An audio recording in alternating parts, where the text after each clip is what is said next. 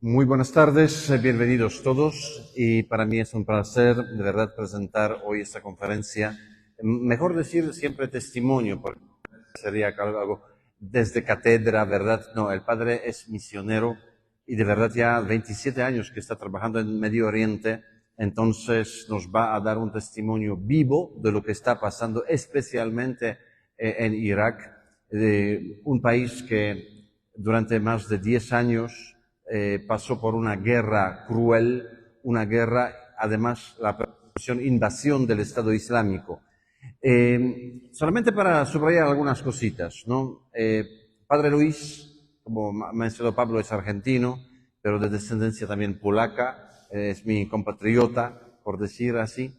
Es de una familia prácticamente no creyente, no católica, solamente en su familia hay otros dos hermanos sacerdotes, otro consagrado, y su madre a los 78 años se hizo religiosa y murió a los 84. Quiero decir, de catolicismo no tienen nada, ¿verdad?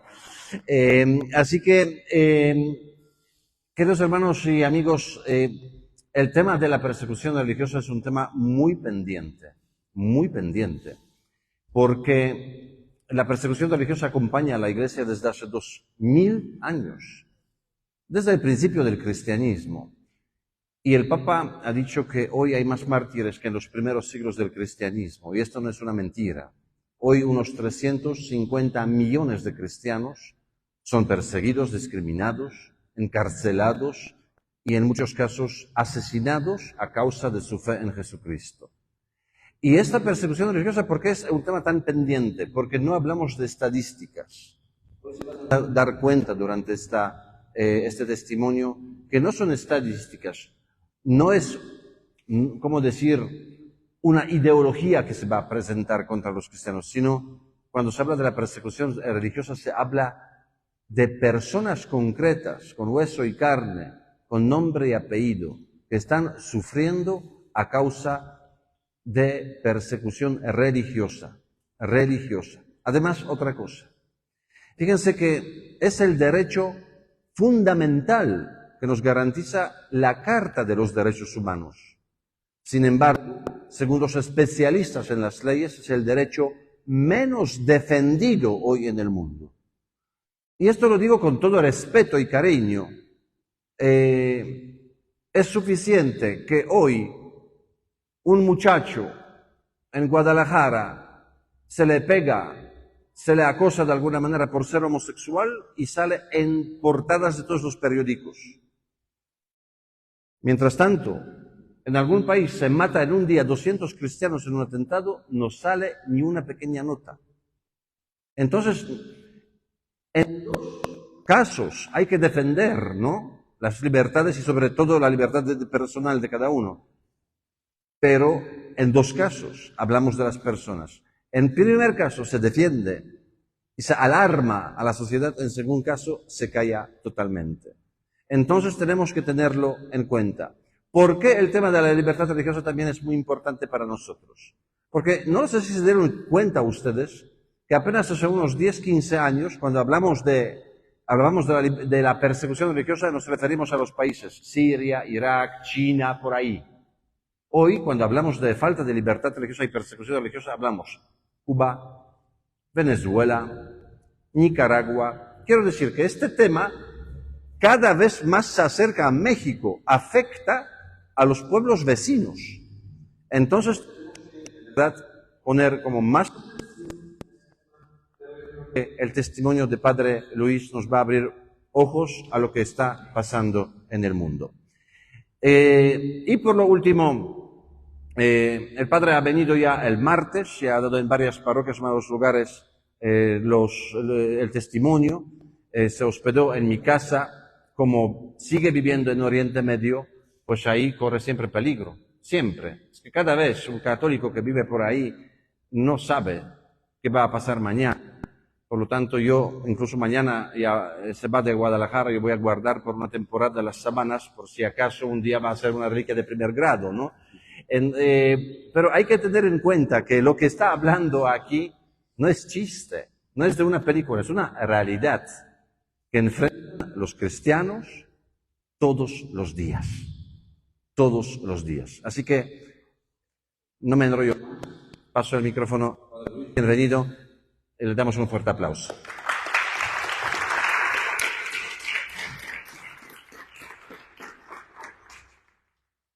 Bueno, muchas gracias. Gracias por estar aquí, por su atención.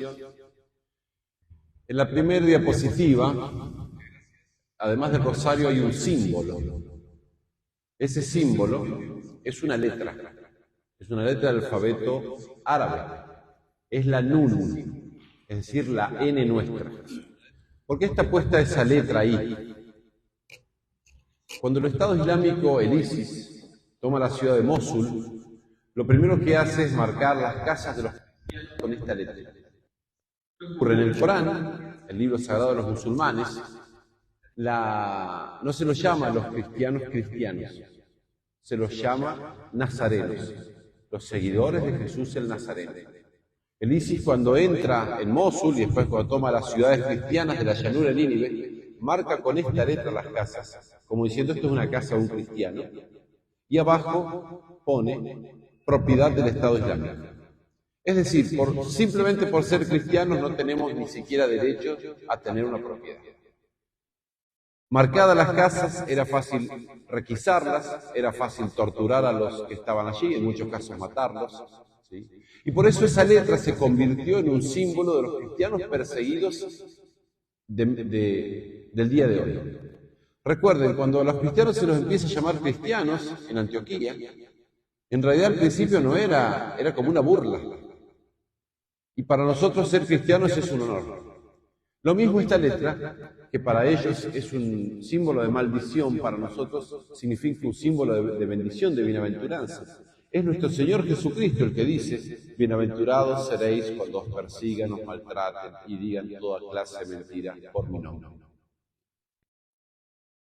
Pero esto, siendo el símbolo de los cristianos perseguidos actualmente, tenemos que de todos modos considerar que el ISIS, el Estado Islámico, es un grupo terrorista. Yo he descubierto que en Occidente, cuando se habla de terrorismo, todos piensan que si fueran los terroristas. El ISIS son terroristas, pero hay muchos grupos terroristas. Y ha habido grupos terroristas antes, y en Irak, por ejemplo, la gente dice, hemos tenido un ISIS antes. Y vamos a tener un ISIS en el futuro. Dominique dijo recién, ¿no? La iglesia es perseguida desde hace 2000 años. Y fue perseguida en distintos lugares. Fue perseguida en el Imperio Romano por un tiempo. En México estuvo la persecución de los cristeros. En España la guerra civil. Bueno, Irak fue perseguida todos esos 2000 años. O sea, Irak llegó el cristianismo por obra del apóstol Santo Tomás y sus discípulos, Adai y Mari, son los que escribieron la plegaria eucarística que se reza allí. Y un sacerdote iraquí, experto en historia, me decía, nosotros no hemos tenido un siglo entero sin persecuciones. Por eso esto es importante para que ustedes no piensen que esto es una cosa reciente y que ahora que el ISIS fue derrotado se terminó. No se ha terminado nada. Por ejemplo, les voy a contar algunas historias antes de empezar con las fotos, algunas historias que pasaban antes del 2014. El ISIS existe de antes, pero toma territorios a partir del 2014.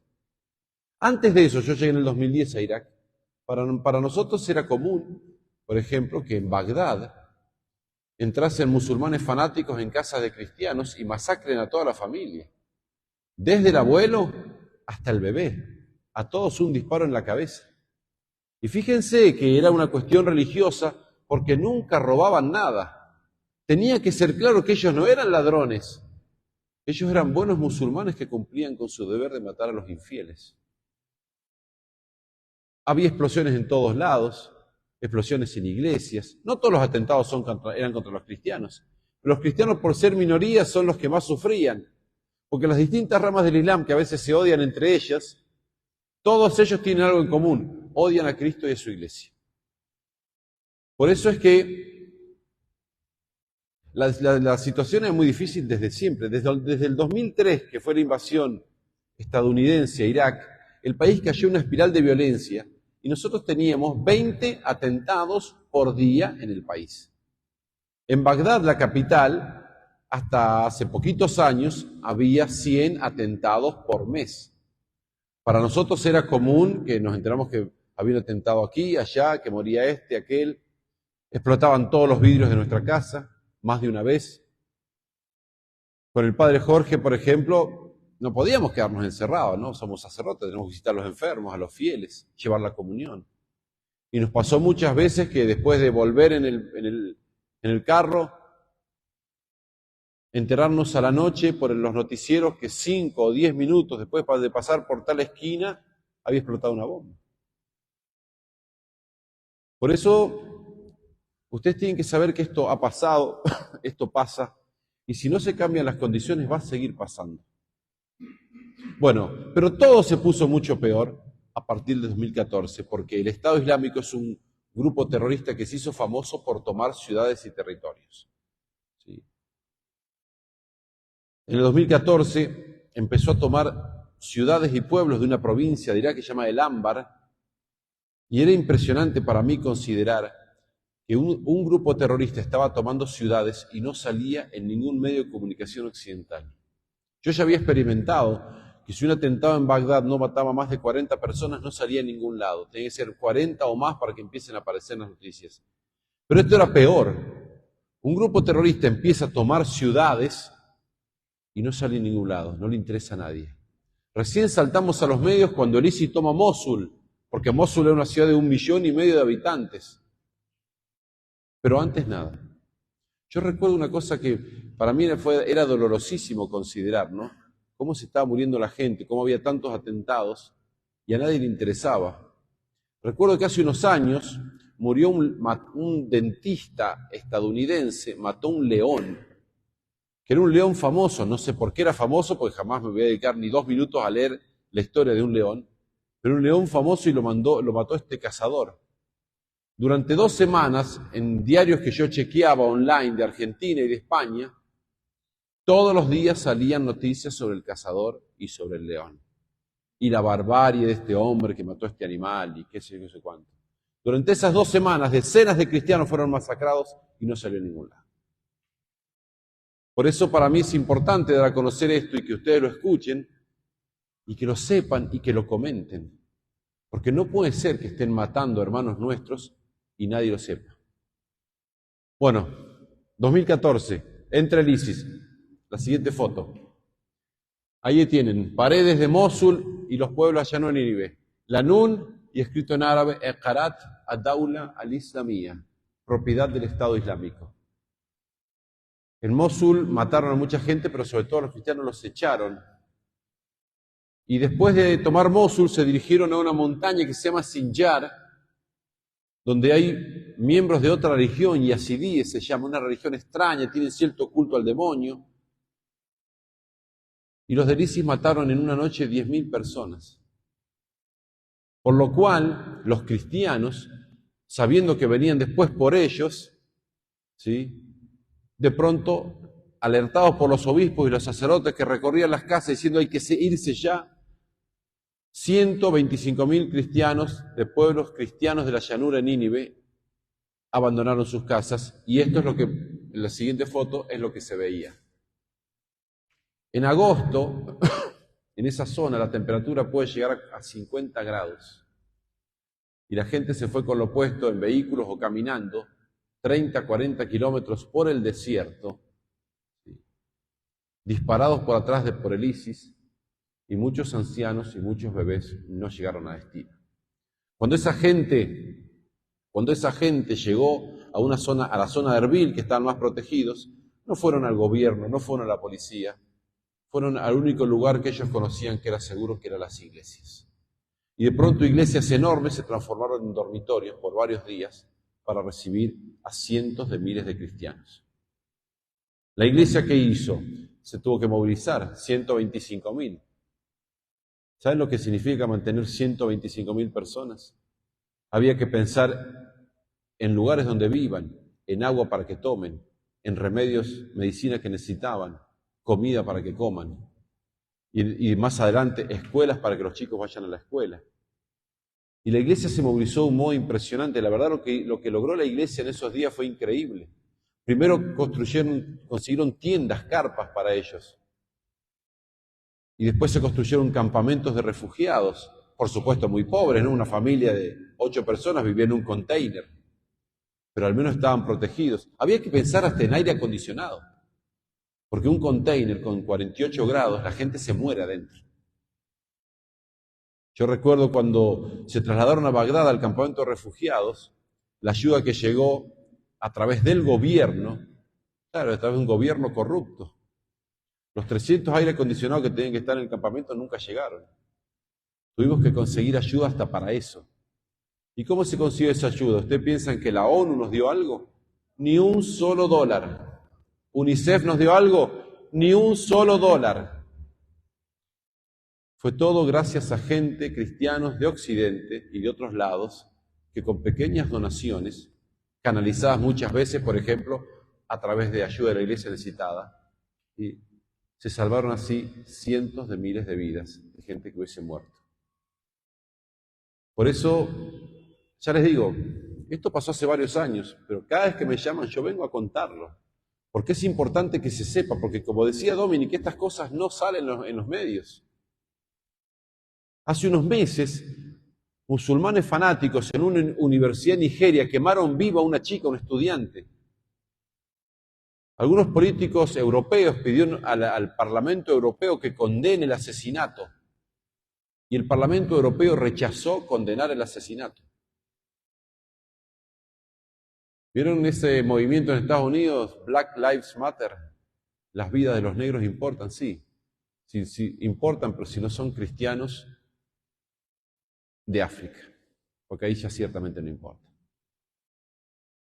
Bueno, después de 3 años, el Estado Islámico fue derrotado militarmente, lo cual era inevitable, ¿no? Era un grupo de terroristas, sostenido desde afuera, por supuesto, con miles de millones de dólares, pero no era un ejército. Un ejército con aviones ellos no tenían posibilidades. Más, duraron 3 años porque los dejaron durar 3 años. Pero después de 3 años perdieron esos, continúan como grupo terrorista, continúan haciendo atentados, pero perdieron los territorios y pudimos volver a esas ciudades nosotros. Y lo que encontramos fue lo que van a ver en la siguiente fotografía. Esa es la iglesia La Inmaculada, At-Tahira, la Inmaculada, la pura, en Karakosh. Karakosh era la ciudad más grande cristiana, tenía 60.000 habitantes, todos cristianos, o el 95%. Yo recuerdo perfectamente, yo estoy considerando la misa ahí, ¿no? Recuerdo perfectamente cuando entré por primera vez en la iglesia. Imagínense, una ciudad de 60.000 habitantes, totalmente vacía, porque acababa de ser liberada, la gente todavía no había vuelto, sin electricidad, era una ciudad fantasma, ¿no? Entramos en la iglesia con la oscuridad porque no había luz, solamente lo que entraba por las ventanas, ¿sí? Y la iglesia estaba quemada, por supuesto, estaba orinada, estaba profanada, cada una de las imágenes religiosas destruidas. Si Asilisis viene acá, destruye cada uno de los cuadros, porque odian a Jesucristo y odian todo lo que está relacionado con Jesucristo. Utilizaban las imágenes grandes así de la Virgen para practicar tiro, los sagrarios destrozados a balazos, cada una de las imágenes al menos decapitada o destruida. Yo recuerdo perfectamente cuando entré en la iglesia, es impresionante, ¿no?, hacerlo así, ¿no? Yo sentía la mano del demonio, ¿no? Porque detrás de esa gente está el demonio. San Pablo lo dice claramente, nuestra lucha no es contra la carne ni la sangre, sino contra los espíritus que habitan en el aire. Pero lo que era más impresionante, que es lo que uno nota en Medio Oriente, es que más que la presencia del demonio uno siente el amor de Jesucristo. Porque Dios se hizo hombre para salvarnos e incluso salvar a los que están haciendo eso contra sus hijos. El ISIS son terriblemente crueles, como tantos otros grupos terroristas, ¿no? Crucificaban niños, decapitaban niños. Yo he visto videos de gente que le ponían cinturones explosivos y cuando explotaba la cabeza salía volando.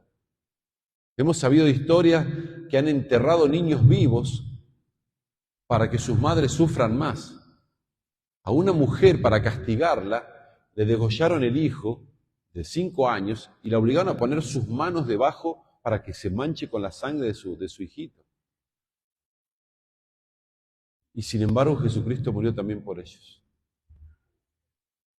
Lo que ocurre en Medio Oriente y en otros países donde hay persecución, uno puede ver a gran escala lo que ocurre en nuestros corazones. Hay una batalla en nuestros corazones. El demonio quiere llevarnos al infierno y Dios quiere llevarnos al cielo. Y luchan. Y si nosotros dejamos a crecer el pecado, en definitiva dejamos crecer el odio en nuestros corazones, de ese modo se puede terminar. Nos parece imposible, ¿no? Terminar una cosa así. Evidentemente no se puede llegar a semejante grado de maldad del día a la noche, ¿no? Pero es gente que ha dejado crecer el odio en sus corazones. Por eso nuestra respuesta tiene que ser la contraria. La Madre Teresa decía, ¿quieres la paz? Ve y ama a tu familia. Porque, aunque suene una frase armada y no muy realista, ¿sí?, lo que salva a la humanidad es la caridad. Y la caridad es todopoderosa porque Dios es amor, Dios es caridad.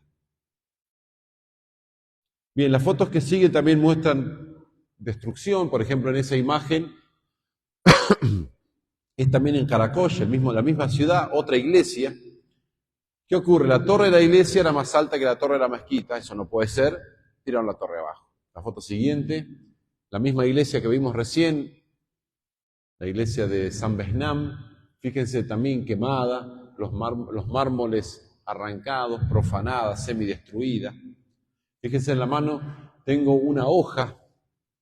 Esa hoja la encontré tirada en el piso y me la llevé a mi casa. Es la tapa de un misal. ¿Ven esos misales chiquitos que tiene la gente para seguir la misa? Esto estaba quemado, quemaron todo, destruyeron todo, no dejaron nada. Pero esa tapa de misal medio quemada, para mí es una reliquia. Es una reliquia que muestra cómo nos odian y cómo nosotros somos bienaventurados porque nos persiguen. Y encima es una tapa de misal escrita en arameo. En Irak, en esos pueblos se reza en arameo, la misma lengua que hablaba nuestro Señor Jesucristo. O al menos lo más similar a esa lengua, porque es otro dialecto. Siguiente. Casas en Caracoy. Cuando entré en Caracoy, imagínense, el pueblo estaba todo vacío, no había nadie, ¿no? Sin embargo, yo podía decirles qué casas eran de cristianos y qué casas eran de musulmanes, porque el ISIS, antes de irse, sabiéndose derrotado, se tomó el trabajo de recorrer las casas de los cristianos y quemó el 70% de ellas. Dejaron explosivos dentro de los refrigeradores. Por eso tampoco se podía volver, ¿no? Tuvo que haber milicias cristianas tuvieron que chequear cada una de las casas para sacar bombas que habían puesto, ¿no? Siguiente, también destrucción del ISIS, la misma ciudad. Siguiente. Bueno, esta imagen siempre la quiero mostrar, y aquí en México me es más fácil explicar el porqué de esta imagen. Esta es una pequeña iglesia que conservaba el cuerpo de un mártir iraquí de hace muchos siglos, que nosotros en Occidente ni lo conocemos. San Besnam se llama. Él y su hermana Sara son santos y son queridísimos en Irak. Y yo estoy hablando con refugiados que habían perdido todo y que se la aguantaban, se habían perdido todo y se mantenían firmes. Y sin embargo, cuando vieron eso, vinieron llorando a hablar conmigo. Decían, Padre, dinamitaron la tumba de San Besnam, y lloraban. Para ellos son más importantes sus santos que sus mismos bienes. Aquí en México me es fácil, hay un ejemplo que les puedo poner para que ustedes entiendan a un iraquí viendo esto. No, imagínense que ustedes se van a acostar a la noche, se levantan a la mañana y todos los noticieros sale la noticia, la Basílica de la Virgen de Guadalupe no existe porque fue dinamitada. Eso es lo que significaba para los iraquíes esta foto. Siguiente. Esta es la iglesia del Espíritu Santo en Mosul. También todos los mármoles robados, la utilizaron como cuartel los del ISIS. En la cripta abajo tenían prisioneros, allí torturaron y mataron a cristianos. Y esta iglesia tiene la gloria de que el último párroco que la dirigía es uno que está a punto de ser beatificado, el padre Ragid. Esto fue antes del 2014, terroristas, Mosul era la ciudad más peligrosa ya en ese momento, terroristas se acercan al padre Raghid y le dicen, tienes que cerrar la iglesia. Y volvieron los días y le dijeron, ¿por qué no cerraste la iglesia? Te lo ordenamos. Y él respondió, no es casa mía para que la cierres, la casa de Dios, yo no puedo cerrar la casa de Dios. Así que se lo llevaron, lo torturaron y lo mataron. Y está cerca ya de ser beatificado. Siguiente, es la misma iglesia, musulmanes que están cuidando la iglesia, después de la caída del ISIS. Siguiente. Este es un monasterio en Mosul. Fíjense, la imagen que está al lado mío es la Virgen de Lourdes, pero sin cabeza. Destruían hasta las ovejitas que estaban ahí en la gruta de la Virgen de Lourdes. No pueden tolerar la presencia cristiana. Ustedes le van a decir, no, esa gente no es contra los cristianos, odian a todos. Sí, odian a todos, pero nos odian a nosotros principalmente, porque principalmente odian a Jesucristo. Y de lo que es de Cristo, lo que más odian es su cruz. El Islam rechaza que Cristo haya muerto en cruz. Para el Islam, Cristo fue un profeta. Y un profeta no puede sufrir, porque Dios no puede permitir que sufra. Entonces rechazan que murió, rechazan la redención, rechazan que era el Hijo de Dios. Y por eso nos odian a nosotros primero que todo. Siguiente. Yo les dije que odian la cruz, ¿no? Ese monasterio está rodeado por un muro y cada 2 metros hay una cruz tallada en piedra. Son cientos de cruces. Se tomaron el trabajo de destruir cada cruz, o con martillo o disparándole. ¿Qué ocurre? Vieron que le falta la pared a la iglesia. Fíjense que tiene como un círculo arriba y al costado. Y esa pared era una gran cruz de vidrios de colores, vitrales. No podían sacar la cruz, tenían que destruir toda la pared. Fíjense lo que llega a la mentalidad, ¿no? Pasaban topadoras en los cementerios sobre las tumbas para derribar cada una de las cruces. Yo entré en un cementerio en Caramblés, cerquita de ahí, 5 kilómetros de ahí, como cada una de las cruces estaba rota. No soportan, ¿sí?, ese signo de la victoria, que es el signo de nuestro Señor Jesucristo. Siguiente. Esto también es ese mismo monasterio. Cuando se podía entrar a Mosul, yo estaba en esa época viviendo en Aincagua, unas pocas decenas de kilómetros. Así que lo primero que hice fue ir hasta allá, entrar en el primer lugar que se podía y celebrar la Santa Misa. Allá a la derecha, de acá no se distingue, pero hay un cuadro de la Virgen de Guadalupe que me habían regalado aquí y lo llevé para allá para que esté conmigo en la misa. ¿Qué ocurre? En Mosul hay misa desde hace 1700, 1800 años. La riqueza de Irak es impresionante en ese respecto, ¿no? Yo estaba en esa época allí, venía a dar unas charlas aquí, unos testimonios aquí a México, y me dicen, ¿qué va a haber, padre, en México? Yo digo, bueno, el Santuario de la Virgen de Guadalupe. No, arqueología cristiana, ¿qué va a haber? Y no hay arqueología cristiana en México. La iglesia más antigua de América tiene 450 años. Y un seminarista se sonrió así y dice, la iglesia de mi parroquia tiene 1700 años. Desde la época prácticamente de los apóstoles se celebra todos los días la misa en Mosul. Y por los 3 años que estuvo Alicia ahí no se pudo celebrar.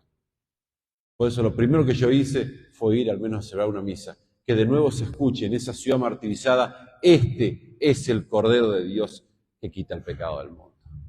Siguiente. La iglesia, también en Mosul, la iglesia de la Virgen María. Fíjense la destrucción. Ni siquiera se puede arreglar esa iglesia, hay que tirarla abajo. Siguiente. Es la misma iglesia de costado. Siguiente. Y eso es la ciudad de Mosul después del ISIS. Cuando el ISIS fue derrotado, se hizo un cálculo económico. ¿Cuánto haría falta para que la ciudad vuelva a funcionar bien? Y se calculaba que hacía falta $1.000 millones. Y yo recuerdo claramente el pensamiento que me vino cuando escuché ese número, y es este. Eso es plata, 1.000 millones se pueden conseguir. Lo que va a ser mucho más difícil es restablecer la confianza. Porque los cristianos de Mosul, que eran miles, ellos vieron cómo el musulmán de al lado, con el cual convivieron durante 40 años, con el cual charlaban todos los días y se saludaban, fue el que le indicó al ISIS que esa casa era cristiana. Yo hablé con gente que llorando me decía, padre, nos estábamos yendo, salíamos del patio de la casa para abandonar la ciudad y nuestros vecinos saltaban la tapia delante de nuestros ojos para robar nuestras cosas. Les dolía mucho que los terroristas hayan hecho todo ese daño, pero más les dolía la traición de aquellos que consideraban sus amigos. Ojo, no fueron todos así, ¿no? Hubo musulmanes que arriesgaron su vida para salvar a cristianos. Hubo musulmanes que hicieron un acto que es muy oriental. Si ustedes leen los Hechos de los Apóstoles, San Pablo se despide de los cristianos en una ciudad y los cristianos lo acompañan hasta el límite de la ciudad, como diciéndole, nos cuesta dejarte ir. Algunos hicieron eso. Pero sin embargo, los cristianos no quieren volver a Mosul, un puñadito volvió, porque la traición fue demasiado dolorosa. Siguiente. Estas fotos que siguen, pueden pasarla más bien rápido, son de Siria. Fíjense el mismo tipo de destrucción. Siguiente. Siguiente. Barrios tomados por los terroristas. Siguiente. Fíjense las iglesias en Siria, al igual que las iglesias en Irak. Siguiente. Bueno, esta foto es de una siria y me gusta mucho ponerla, a pesar de que la foto es mala calidad y es muy triste, porque esa mujer, cuando el ISIS entró o Al-Qaeda entró en su ciudad, le dijeron, te tenés que hacer musulmana. Y ella dijo, no lo voy a hacer, yo soy cristiana. La ataron a esa columna para que todo el que pasase la golpease, hasta que ella, cansada de los golpes y del dolor, pidiese hacerse musulmana. En la foto ya está muerta. Fíjense qué fea foto. Y sin embargo, aún sin saber su nombre, nosotros sabemos que esa mujer está en el cielo y reina con Cristo para siempre. Ni sabemos su nombre, pero es una mártir. Siguiente. Esta no es siguiente. Bueno, esta es una historia muy bonita que les voy a contar. Pero en realidad lo que me importa es la historia que sigue a esta, la foto que sigue. Esta es como la introducción, ¿no? Este es un sacerdote iraquí, padre Nirwan, y Dios hizo un milagro para que no lo maten los terroristas. Un milagro propiamente, ¿no? En el año 2007, él es un sacerdote iraquí que vive en Tierra Santa.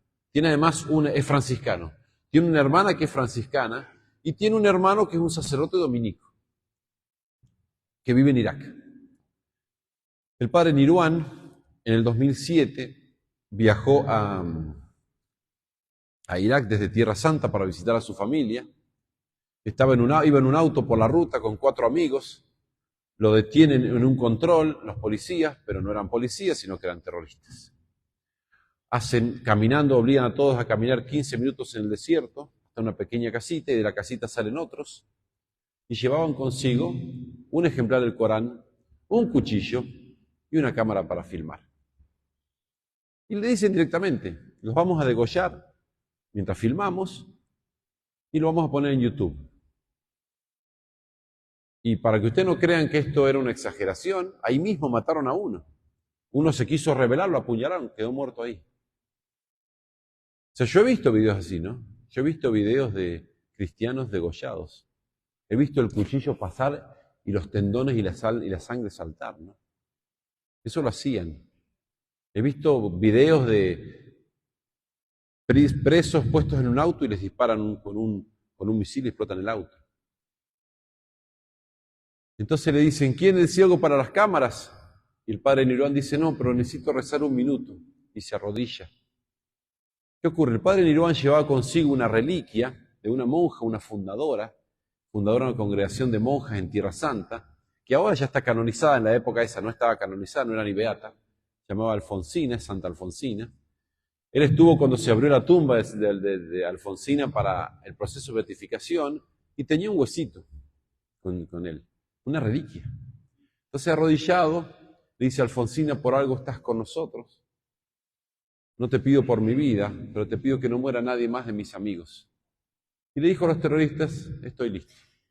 Imagínense la cosa, ¿no? La cámara ahí, un terrorista filmando, él arrodillado acá, un terrorista con pasamontaña detrás, da un speech, le agarra los cabellos, el cuchillo en alto para degollarlo, y le agarra los cabellos y pasan varios segundos y no pasa nada, y el terrorista le grita de pronto asustado: ¿quién eres? Y él dice, yo soy un hombre de Dios, un hombre de religión, Rajul Din, hombre de religión. Es una expresión árabe, que es decir, un consagrado, un sacerdote. El terrorista, no, dime quién eres. Y le dice, soy un hombre de Dios. Y el terrorista le dice, no puedo mover la mano. Tenía la mano con el cuchillo, intentaba bajarla y una fuerza se la sostenía. Los terroristas asustados huyen y así el resto todos salvaron su vida. ¿Qué ocurre? Historias como esta, nosotros conocemos varias. Dios ha hecho muchos milagros para salvar a algunos de sus hijos. O sea, es un aviso de Dios, le está diciendo, no se preocupe, yo estoy aquí. Conocemos historias de gente que dice que ha visto balas doblar la trayectoria para no matar a alguien. Un amigo de la parroquia nuestra en Siria, en Alepo, lo secuestraron para pedir rescate. Estaba él cristiano con un grupo de 20 musulmanes más también secuestrados, en una habitación de 2x2, 3x3. No tenían ni para acostarse, faltaba el aire y este hombre sufría de asma profunda. Se moría por la falta de aire. Entonces un momento se arrodilló y empezó a pedir a Dios que lo ayude. Dice, y corrió y empezó a correr aire. Dice, quizá uno pueda pensar, bueno, es psicológico, ¿no? No, sus compañeros de prisión musulmanes cada tanto le decían, arrodillate y rezá. Cuando vos rezás tenemos aire. Dios manifestó muchas veces su poder con gracias de ese tipo durante la guerra, la persecución. Y sin embargo, ya les digo, esta historia es una introducción a la foto siguiente. Esta es una niña que se llamaba Cristina y Dios no hizo el milagro de salvarla, murió mártir. Y sin embargo su historia es mucho más hermosa que la del padre Nirvana. Era el 31 de octubre del 2010, domingo. Y esta niña le dice a mamá, tenemos que ir a misa, es domingo. La mamá va con ella, además la mamá estaba embarazada, así que fueron 3. El papá estaba trabajando, en Irak el domingo es día de trabajo, el viernes es feriado. Y el hijito, el hermano de Cristina, Gerges, Jorge, estaba enfermo, así que se quedó en la casa. La mamá de Cristina dice que cuando llegó a la iglesia Nuestra Señora de la Salvación, que está a unos 1000 metros de la iglesia donde yo estuve, cuando llegó a la iglesia dice, sentí un miedo enorme, muy profundo. La mujer tenía miedo normalmente, nació con 100 atentados por meses para vivir con miedo, ¿no? Pero dice, ese día sentí un miedo más profundo. Ella sobrevivió al atentado y me contó la historia 4 años después. Me puse a rezar ante la Virgen de Lourdes, hay una gruta fuera de la iglesia, de la Virgen de Lourdes, se puso a rezar. Y cuando miré, dice, Cristina no estaba, y me asusté. Corrí a la iglesia y la encontré, ella estaba al fondo, a la derecha, así, de este lado sería, arrodillada rezando. Me acerqué para regañarla, ¿no? Yo le había dicho que no se aleje, ella me desobedeció y le dije, Cristina, ¿por qué te alejaste? Dice, pero ella estaba arrodillada y ni me miraba, no me escuchaba, ella estaba rezando. Así que me senté al lado. Esto fue unos minutos antes de la misa, empieza la misa de rito sirio católico, y cuando el sacerdote está aquí proclamando el evangelio se escucha una explosión impresionante afuera. La iglesia tiene todas ventanas altas, imagínense a la altura del marco arriba de ese cuadro, todas lleno de ventanas de los 2 lados, todos los vidrios caen sobre la gente. Había 200 personas. Era un carro bomba. Carro bomba es un método muy efectivo de matar gente porque lleva muchos explosivos. Pero el carro bomba no era el atentado principal, era una distracción. Las iglesias en Bagdad tienen guardias. Los dos o 3 guardias armados escuchan la explosión y van a ver si pueden ayudar. Y cuando van, los ametrallan y los matan. El camino quedó abierto. Llegan a la puerta de la iglesia, los terroristas, estaba cerrada. Empiezan a tirar granadas para destruir la puerta. Uno se hace explotar ahí porque estaba herido, gravemente herido. Imagínense la gente adentro, ¿no? 200 personas, ancianos, adultos, mujeres, niños.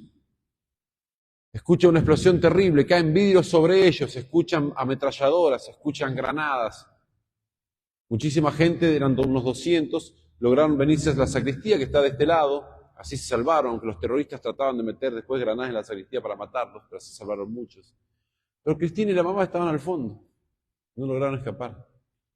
Cuando entran 3 o 4 terroristas, muy jovencitos, algunos adolescentes, cargados con fusiles de asalto, ametralladoras, granadas, cinturones explosivos. Cuando entran, dice la mamá de Cristina, me dice, Cristina los miró, estaría unos 6, 7, 10 metros a lo sumo, los miró. Me miró a mí y me dijo, no tengas miedo. 12 años tenía. Me miró de nuevo y dice, si me querés, no tengas miedo. Y me abrazó. Los terroristas hacen pasar a toda la gente por el pasillo central hacia el presbiterio y a un grupo, entre los cuales estaba Cristina y la mamá, en este lugar más o menos le dice que se recuesten y mientras están recostando los ametrallan. Cristina fue una de las primeras en morir. La mamá tendría que estar muerta también. Estaba al lado de ella, es una ametralladora, mata a todos. Pero había una señora atrás que cayó muerta, la derribó y se quedó tirada en el piso durante 4 horas hasta que entró el ejército y mató a los terroristas. 4 horas, bañada en sangre, con un cadáver en su espalda, rodeada de cadáveres y entre ellos su hijita de 12 años. Estuvo 4 años sin poder entrar a una iglesia. Encima dice, mi preocupación era mi otra hija, pues ya estaba embarazada. Había unos aires acondicionados muy grandes. La metralla rompe los aires acondicionados, el gas que es venenoso iba hacia ella y ella no podía moverse. 4 años después, esa señora se vio obligada a entrar en la iglesia. ¿Por qué? Porque Gerges recibía la primera comunión. No volvió a esa iglesia, fue la iglesia nuestra. Nosotros preparamos a Gerges para la primera comunión. Y yo llamé a los padres y a los niños, digo, el día antes de la primera comunión vengan todos para confesarse, para estar bien preparados para la primera comunión. Y ella fue ahí que me conoció y me contó la historia. Miren, para mí fue escuchar la historia y enamorarme. Yo tendría que tener más devoción, humanamente hablando, hacia los sacerdotes. Son más cercanos a mí. Y son los 2 primeros que murieron, ¿no? Murieron haciendo lo que tiene que hacer un sacerdote. Uno celebrando la misa, el otro confesando. Y cuando entraron los terroristas, no corrieron, se dirigieron a los terroristas para ponerse entre ellos y sus fieles. A los 2 les pusieron el rifle acá, el fusil acá y dispararon. Son los 2 primeros mártires de esa. Murieron 50 personas, entre ellos niños de 2 años, una mujer que está embarazada, etc. Y sin embargo, mi devoción es hacia ella. Yo siempre digo que uno no elige a los santos nos eligen a nosotros. Los santos los eligen a nosotros. Desde que la conocí, le empecé a pedir a ella. Y lo que no me daba el resto de los santos, sí me lo daba a ella. Y desde que la conocí, empecé a contar toda conferencia de testimonio que doy, yo cuento la historia de ella. Fíjense lo que es la historia de ella, y por eso me parece mucho más importante que la del padre Nirván. En la historia del padre Nirván, una fuerza sobrenatural sostiene un brazo. Pero un ángel puede sostener el brazo de ese hombre. No hace falta que sea Dios mismo, ¿no? Un ángel en el Antiguo Testamento mató 185.000 soldados en una noche. Un ángel puede sostener un brazo. Pero un ángel no puede hacer esto. Un ángel no puede hacer que una niña de 12 años tenga el coraje que ella tuvo. Fíjense, piensen las mamás que están aquí, ¿no? ¿Qué hubiesen hecho en una situación así? ¿Qué es lo normal? Tratar de proteger a la niña. Gesto totalmente inútil, ¿no? Contra fusiles de asalto no hay brazo que proteja. Pero en este caso los papeles estaban invertidos. La niña parecía la madre parecía la niña. Y la niña de 12 años, que le tiene miedo a un perrito, ve la cara, ve la muerte de frente, porque vio a los terroristas y sabía que estaba muerta. Y no tiene miedo, y tiene tanto coraje que le da valor a su madre. Si ustedes lo piensan bien, las últimas palabras que conocemos de esta niña son una cita del Evangelio. Porque es Cristo el que nos dice a nosotros, no tengan miedo. Cristo dice, cuando os persigan, no penséis qué vais a decir. El Espíritu Santo hablará por vosotros. Y esto se cumple al pie de la letra de una niña de 12 años. Hay algo extraño en el diálogo. Porque ella no solamente dice, no tengas miedo, dice, si me querés, no tengas miedo. ¿Qué tiene que ver una cosa con la otra, no? Nos vamos a enterar el día que vayamos al cielo. Yo cuando me muera, lo primero que hago, voy a visitarla y le voy a preguntar si la teoría mía era cierta, ¿no? Para mí ella supo, Dios le reveló de algún modo mientras rezaba que ella iba a ser mártir y que su madre se iba a salvar. Cuando se estaba muriendo San Luis Gonzaga, un joven jesuita que murió de la peste, le escribió una carta a su madre, que esas cartas que solamente pueden escribir los santos, y le dice, si la caridad es alegrarse con los que están alegres, cuando yo muera no me llores, porque voy a estar en un lugar mejor, voy a estar junto con Jesucristo. Para mí esta fue la despedida de Cristina. Si me querés, no te preocupes, no tengas miedo, voy a estar en un lugar mejor. Yo me la imagino a ella como Santa Inés. Santa Inés es una niña de su edad más o menos, que murió en los primeros siglos, virgen y mártir. San Ambrosio escribió un hermosísimo sermón sobre ella y dice, Santa Inés iba a la muerte con más alegría que una nueva esposada va al lecho con su marido.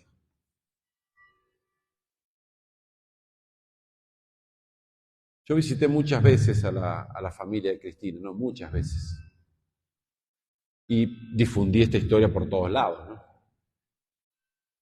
Y había una cosa, la mamá tenía el rostro deformado por el dolor. Se cuenta que San Pedro tenía 2 surcos en las mejillas, porque toda su vida lloró que él negó a Jesucristo 3 veces. O la mamá de Cristina tenía deformado el rostro por el dolor. Pero una de las últimas veces que yo fui, el rostro estaba sereno nuevamente. Yo no soy muy diplomático, así que le dije directamente, ¿qué te pasó? Y ella me dice, tuve un sueño, soñé con Jesús. Y en el lugar del corazón de Jesús estaba mi nena, Cristina. Jesús me miró, me sonrió y me dijo, ¿por qué lloras? Y esta mujer me dice, yo no sé si eso es un signo de Dios o es solo un sueño. Lo que sí sé es que desde ese día ya no lloro más. Y lo último que le cuento de la historia de ella es que vi el video del funeral. El papá me dio un CD donde estaba filmado el funeral. El funeral no fue en Bagdad, fue en Caracol, esa ciudad que yo les mostré que después el ISIS iba a destruir tanto. Y es una cosa impresionante. El video empieza dentro de una habitación, la están filmando a ella, que está en el ataúd. No la reconocía yo, no la reconocía, estaba fea, llena de sangre, ¿sí? La marca de la violencia en su cuerpo. Hasta me enojé yo cuando empecé a ver el video. Digo, ¿por qué no la limpiaron? Una niña hermosa, está ahí fea, sangrienta. Y después digo, ¿para qué la van a limpiar? Ella es una mártir. Esa sangre es sangre de mártir, ¿no? Cuando Jesucristo resucita, resucita con las llagas. Las llagas son la gloria de Cristo. Cristina, cuando su cuerpo resucite, va a brillar las llagas de su martirio. Van a ser su especial gloria, lo dice Santo Tomás, ¿no? Los hombres cargan el ataúd, salen de la habitación, y afuera de la habitación están las mujeres. Cuando ven el ataúd con la niña, empiezan todas a gritar, todas las mujeres. Y a uno que vive en Medio Oriente se le pone la piel de gallina. Porque el grito que hacen no es un grito de dolor, es un grito de alegría. Es un grito que hace la mamá de una joven cuando se casa. Después que el sacerdote dice, los declaro marido y mujer, la mamá empieza a gritar de alegría. Se tapan así la boca, mueven la lengua y hacen un ruido muy especial, que solamente lo hacen las mujeres. Y las otras mujeres se suman. Y el obispo se enoja y quiere que se callen y no le hacen caso. Y está muy bien que no le hagan caso. Hay demasiada alegría. Yo lo he visto en Tierra Santa cuando se ordenaba un joven, después que el obispo le impone las manos y lo consagra sacerdote, la mamá se pone a gritar ese grito de alegría. Se escucha en los casamientos. Esta gente está tan loca por Cristo que al mismo tiempo que lloraban a la niña, festejaban a la mártir. Es gente que tiene una fe que no se puede creer. Por eso esta historia es mucho mejor que la otra. El padre Nirván tiene que seguir trabajando, tiene que confesarse porque sigue pecando como todos nosotros, no tiene el cielo asegurado todavía. Ella reina con Cristo para siempre. Por eso es que el sentimiento que tenemos los misioneros que trabajamos con los cristianos perseguidos es un sentimiento de indignidad. No somos dignos de servir a un pueblo mártir. Y nos duele enormemente que nuestros hermanos de Occidente no sepan estas cosas. Son un ejemplo que tenemos que conocer para imitarlos. Miren, me queda muy poco tiempo, desde allá el polaco me está retando, así que brevemente, a ver la siguiente.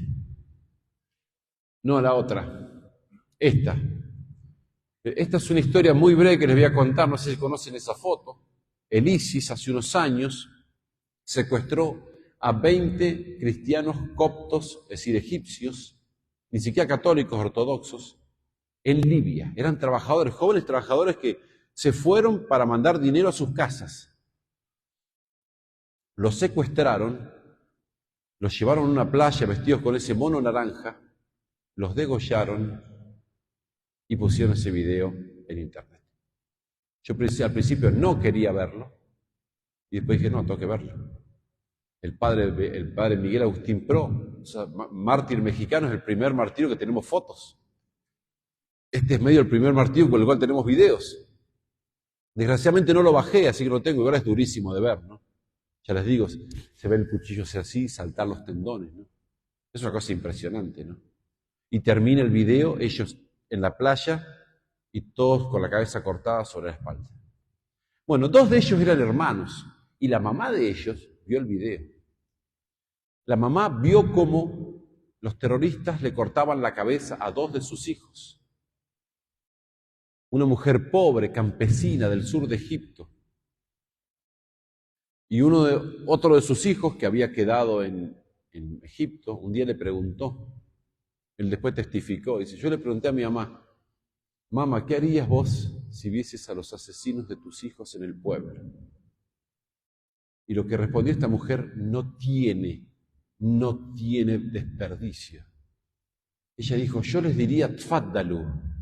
Tfaddalu es lo que me dice a mí la gente. Voy caminando por la calle y me dicen, abuna faddal. Padre, pase a visitarnos, tome un café con nosotros.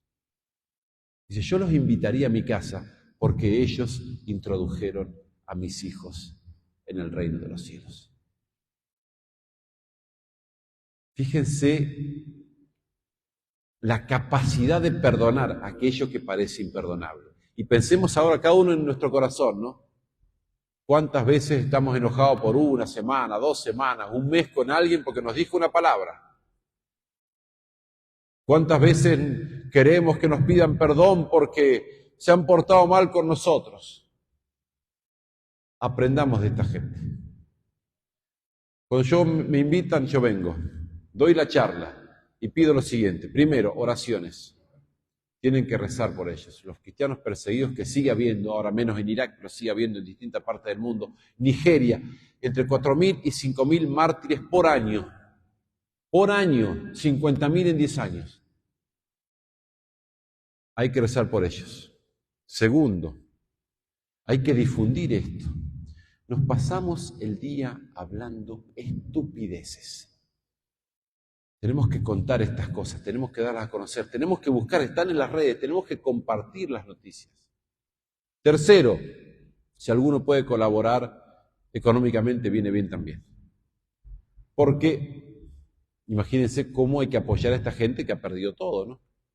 Y cuarto, lo más importante de todos, y quizás este es el mejor consejo que nunca nadie jamás les dé en la vida, así que escúchenlo, es los mártires, la sangre de los mártires nos grita desde la tierra, la vida es corta, tenemos que ser santos. Tenemos que cambiar, tenemos que pecar menos, tenemos que ser más buenos, tenemos que esforzarnos. Tenemos que sonreír aun cuando estemos tristes para que otro esté contento. Tenemos que tener paciencia con las personas que nos molestan. La vida es muy corta y créanme, ¿no? Aquí no hay persecución sangrienta, pero todos nos vamos a morir. Eso es todo. Muchas gracias.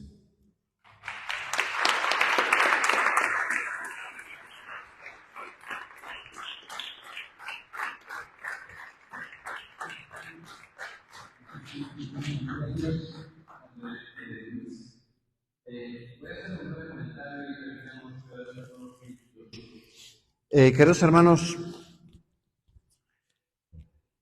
les voy a decir una cosa. Yo estuve en diferentes países donde hay persecución religiosa. He conocido varias de estas personas de que nos habló Padre Luis, porque también estuve en Irak. pero con una pequeña diferencia. Yo cuando visitaba estos países, sabía que mi estancia en este país es de 1 a 2 semanas. Quiero decir, es muy fácil estar con esta gente, escuchar sus historias y luego contarlas aquí en México, en alguna parte del occidente. Otra cosa es permanecer ahí. Yo sabía que mi estancia en Irak termina en 1 semana, que yo voy a regresar a casa otra vez con agua caliente, con electricidad todo el día, poder ir a la misa todos los días si me da la gana. Es muy fácil visitar y regresar a nuestro mundo. Estos misioneros tienen elección. No tienen que pertenecer ahí, pero eligen estar con estos mártires dispuestos también al martirio. Queridos hermanos, les voy a contar una breve historia que a mí me pasó en un campo de refugiados. Llegamos con un seminarista iraquí que era nuestro intérprete del árabe. Y entre otras muchas familias que estaban en el campo, me presentó sus familiares, su tío, sus primos que venían precisamente de Caracos, huyeron de ahí. Y me presenta a su primo y dice, y este es mi primo y tiene 15 años. Ah, muy bien. Hablando, y luego repite, y tiene 15 años. Hablando, y otra vez que tiene 15 años. Y digo, pero ¿por qué insistes tanto? ¿Por qué me repites tantas veces que tu primo tiene 15 años? Y me dice, porque mi primo nació durante la guerra. Tiene 15 años y no sabe qué significa vivir en paz un solo día. Mi primo de 15 años no sabe qué significa salir tranquilamente con sus compañeros y jugar al fútbol. Mi primo no sabe qué significa salir con sus papás, sentarse en una terraza y tomar un helado. Toda su vida es despertarse por la mañana y escuchar disparos, bombardeos, misiles, y esta es su vida, 15 años. Cuando hablamos precisamente de los cristianos perseguidos, hablamos de las personas. Recemos de verdad muchísimo por ellos. Hoy los compañeros les repartieron unas hojitas y también un boletín. Ayuda a la Iglesia Necesitada está cada 2 meses más o menos editando un boletín. Este es muy bonito. La situación de los niños cristianos en diferentes partes del mundo. Les repartieron unas hojitas para rellenar. Ahí hay una parte última donde dice, quiero colaborar. Esto no hace faltas. Lo que queremos que apunten su nombre, apellido, correo electrónico o dirección postal para recibir gratuitamente este boletín. Y también ya les aviso que en octubre va a venir aquí hermana Guadalupe, que trabajó durante la guerra en Alepo, en Siria, y viene Yosef Fadel. ¿Quién es Yosef Fadel? Es autor del libro El precio a pagar. Es un iraquí, pero no cualquier iraquí, de la familia musulmana noble, que se convirtió al cristianismo y sus propios hermanos, por ser cristiano, le dispararon, querían matarle.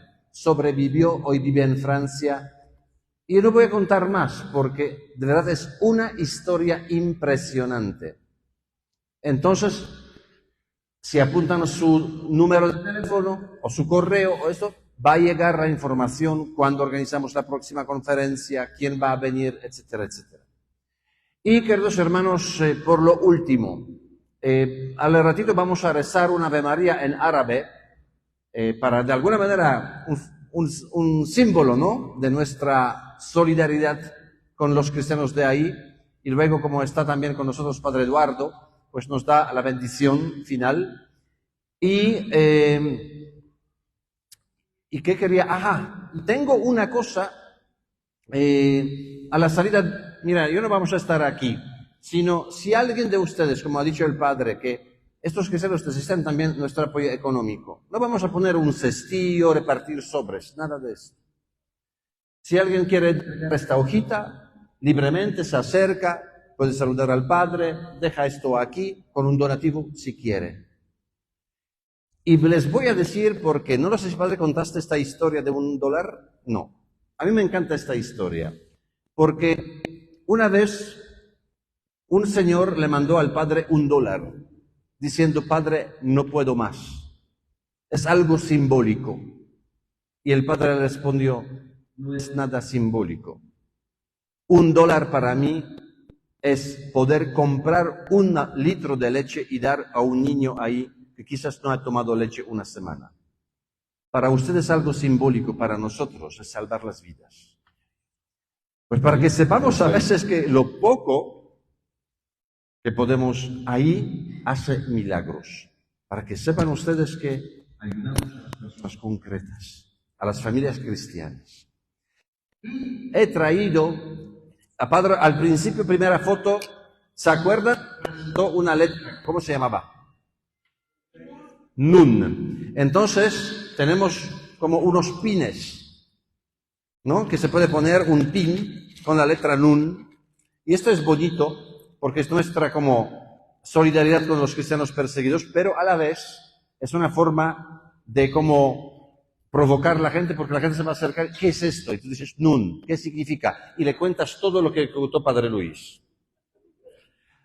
Esto no cuesta nada. En serio, no cuesta nada. Se pueden acercar, dejan un donativo, lo que sea. No hay muchos, que sea uno por familia, que no agarren 5 para vecinos. Sino uno por familia. Se pueden llevar y de alguna manera dar testimonio de los cristianos perseguidos entre nosotros aquí en México. ¿Les parece bien? Y tengo una propuesta. Soy muy parlachín. Cuando ya agarro el micro, ya me suelta. Lo hemos hecho ayer y antes de ayer y a la gente le encantó. Todos somos católicos aquí, supongo. Y quiero que recemos por los cristianos perseguidos, pero esta semana de una manera especial. Esta semana quiero decir, por ejemplo, este fin de semana, que sea fin de semana este. Después de la plática, no es obligatorio, quien quiera. Padre está aquí, se acerca, le saluda y dice, padre, un nombre de un amigo suyo, de un cristiano de su parroquia, que sigue en Irak. Nombre concreto, que sea Mbarak. El padre dice Mbarak, y entonces estos 3 días dice, rezas concretamente por una persona que se llama Mbarak, que es un cristiano, que cada vez que cruza la puerta de la iglesia, arriesga la vida por Cristo. ¿Les parece bien? Perfecto. Bueno, ya es todo. Entonces, adelante.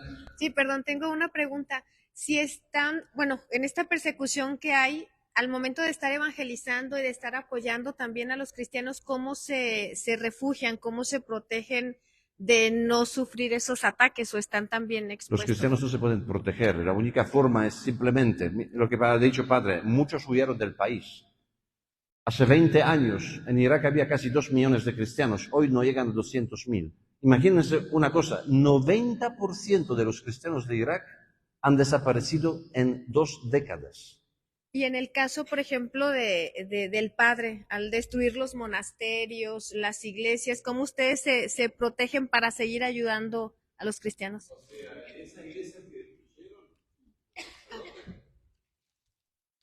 En esas iglesias que destruyeron, los sacerdotes, las hermanas, las abandonaron unos días antes, de toda esa gente que se fue. Yo estuve siempre en Bagdad al principio y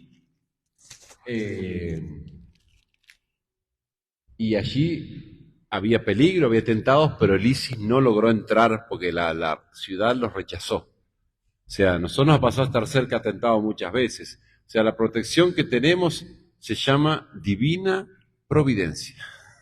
Estamos en la mano de Dios. Nada pasa sin que lo permita. O sea, en la práctica hemos estado ahí 10 años, el obispo ha estado 20 años y no hemos tenido un solo rasguño. Otros han dado su vida. Dios es el que nos cuida y bueno, en definitiva todos nos vamos a morir, ¿no? no es que haya un modo de protegerse así, que uno dice, el único modo es irse, y nosotros no queríamos irnos, porque, o sea, yo ahora estoy en otro lado porque por una misión, ayudando refugiados en otro lado, pero nosotros no podemos abandonar a nuestros fieles en los momentos más difíciles. Muy bien. Miren, vamos a hacer una cosa. Si alguien luego tiene una pregunta al padre para que algunos pueden marcharse, porque vienen de todas partes de Guadalajara, ¿no? Para que no alargar más. Si alguien tiene una pregunta, repito, puede acercarse a hacerlo de una manera personal con el padre.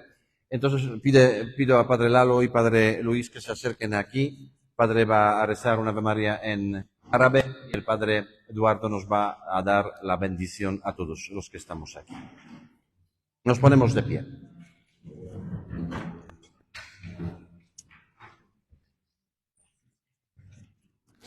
Vamos a rezar la Ave María en árabe. Por lo que hemos perseguido, pero más que rezar por la oración para todas las personas que son sus perseguidos. Vamos a rezar por esos asesinos, porque Dios puede compartir. Recuerden que San Pablo era un perseguidor de cristianos. Los hacía por el y los mataban. Y nuestro Señor Jesucristo hizo así y transformó a ese en San Pablo.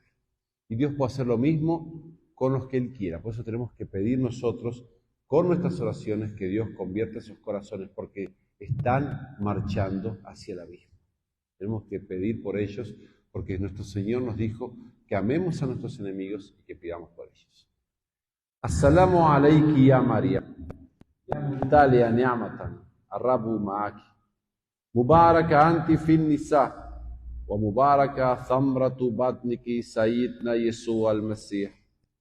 Ya María, ya walidat Allah, salli liyashnina nahnu al-khata, al-an wa fi sa'at mautina.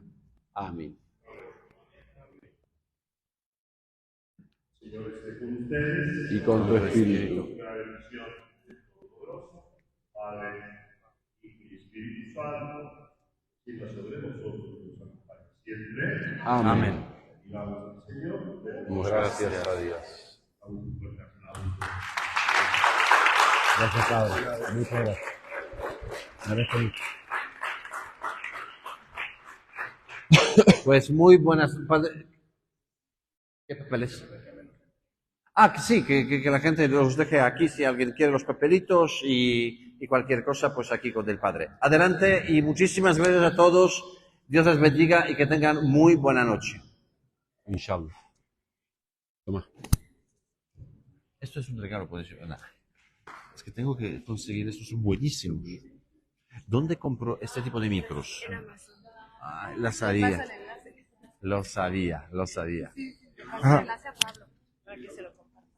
¿A quién? Le pasa el enlace a Pablo para que Perfecto, por favor, porque de verdad he salido para escuchar la transmisión y se oye perfectamente. Entonces, para entrevistas, para este tipo de cosas, para desestresación, está buenísimo. Muchas gracias. Gracias.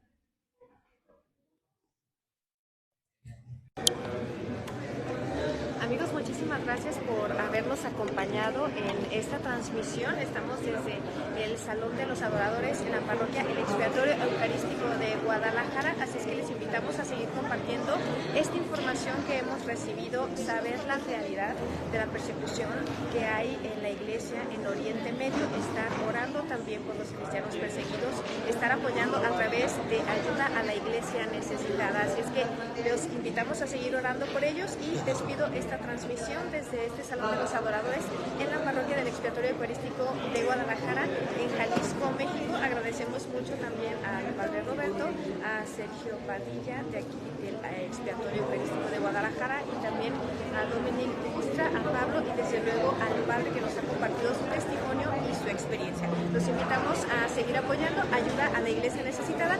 En la descripción les estaremos compartiendo los datos para que ustedes también se puedan sumar, apoyar con sus oraciones y con su colaboración voluntaria. Muchísimas gracias, que Dios les bendiga. Continuamos con más, sigan compartiendo y gracias por seguir recibiendo esta buena nueva.